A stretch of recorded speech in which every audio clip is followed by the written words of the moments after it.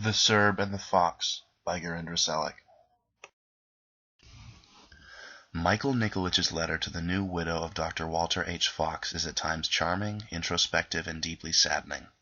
Over the course of 3 pages, Nikolitch gives his readers a crash course in exploring human emotion. He begins by thanking Mrs. Fox for sending him a set of photos of the Fox's daughter, Helen. He compliments the young girl, calling her pretty, and he appropriates a popular British phrase in saying she is, and I quote, like little English darling, what English people says. Michael notes that photos of himself are enclosed, and, in broken English again, he explains that the small one is the only me, and the bigger one is a friend of mine, and I too. His humbleness shows here as he details that the photos aren't very good. His light-hearted introduction is a conscious use of rhetoric to distract from the fact that Dr. Fox has passed away and the matters at hand concern what is to be done with the doctor's body. Here, Nikolitch segues into the middle part and begins to talk about his time with Dr. Fox, detailing the room in which he and the doctor stayed in together, and explaining that it will be up to the Americans to decide when the doctor's body is to be moved back to the States.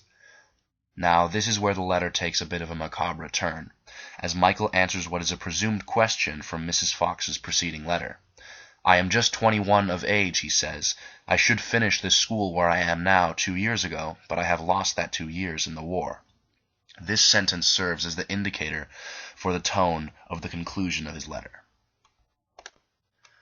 Towards the end, he explains his belief that life is merely a dream and that man is designed to suffer through it without the potential of anything positive actually occurring.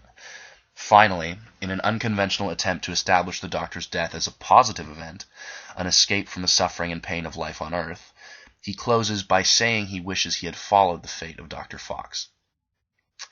Mikhail Nikolitch's obscure use of rhetoric keeps us interested throughout his letter and leaves us wanting to know more about his life and the life of those around him.